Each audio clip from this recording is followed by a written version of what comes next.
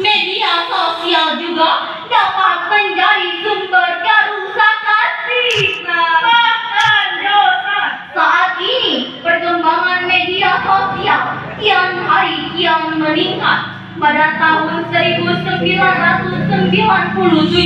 awalnya media sosial ini lahir berbasis kepercayaan. Namun, mulai dari tahun 2000-an hingga tahun-tahun berikutnya, media sosial mulai diminati semua orang hingga mencapai masa kejayaannya.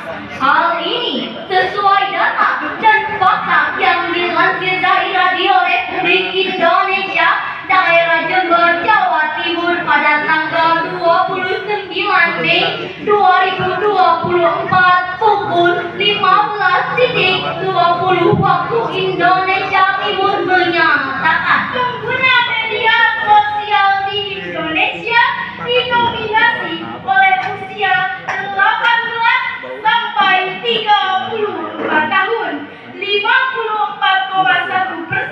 berjenis kelamin perempuan, sementara laki-laki sebanyak 48,7%. frekuensi pengguna media sosial masyarakat Indonesia menghabiskan 3 jam 14 menit per hari dan sebanyak 81% dari populasi masyarakat Indonesia. Sebuah penelitian pada tahun 2018 oleh sekelompok mahasiswa dari Samarinda. Penelitian ini menggunakan pendekatan kualitatif dan observatif melalui wawancara terhadap 8 orang remaja. Hasil penelitian menunjukkan ketakutan tertinggal akan media sosial muncul karena tidak terpenuhinya kebutuhan, pendekatan orang lain, dan kenyamanan terhadap diri sendiri. Fenomena inilah yang disebut dengan FOMO atau fear of missing out, takut tertinggal dalam mengikuti media sosial yang menciptakan tekanan bagi pengguna media sosial untuk ikut serta dalam tren dari berbagai konten. Oleh karena itu, dengan latar belakang tersebut, kami akan membawakan syarahan yang berjudul Cerdas dan Kritis dalam Bermedia Sosial. Imam Al-Baitawi dalam kitab tafsirnya Anwarul Tanzil wa Absar Ta'wil jilid 2 halaman 117 menjelaskan bahwa afala yumkinu tasdiru bil ikhrahi fatwa anil habi wa ta'rif. Allah tidak melarangmu berbuat baik dan perilaku adil.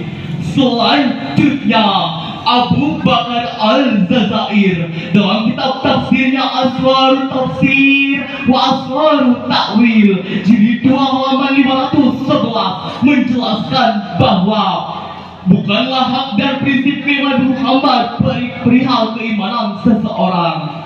Demikianlah yang dijelaskan dalam Al-Quran. Namun hadirin, akhir-akhir ini malah jadi pemantik perpecahan, Jadi ladang perseteruan, jadi alasan untuk saling mengkafirkan. Oleh karena itu, modernisasi beragama di Indonesia penting diimplementasikan melalui prinsip aqwajun keseimbangan, al-i'tidal keadilan, at-tasamuh toleransi, at-tawasud jalan tengah. Namun hadirin, modernisasi beragama di Indonesia saat ini masih mengalami masalah dan ancaman yang sangat besar, mulai dari maraknya radikalisme, bergejolaknya esterisme, tersebarnya terorisme, berkembangnya ideologi yang berlorong Pancasila, aksi penegakan khilafah yang ingin mengganti konstitusi negara. Bahkan mirisnya umat seagama saling mencela, merasa paham agamanya paling benar, cara beribadahnya paling benar. Lantas timbul pertanyaan yang besar lagi mendasar. Mengapa kita saling membid'ahkan? Padahal agamanya sama. Kitab sucinya juga sama. Lalu apa masalahnya? Jawabannya dikarenakan kelompok radikal memahami teks agama secara parsial, sedangkan kelompok yang lainnya memahami teks agama secara kontekstual. Oleh kondisi inilah, modernisasi beragama di Indonesia dapat merubah wajah yang disebut sebagai Islam yang fanatik, Islam yang teroris, Islam yang ekstremis menjadi Islam yang nyaman, Islam yang damai, Islam yang tentram, serta menjadi rahmatan lil alamin. Betul hadirin.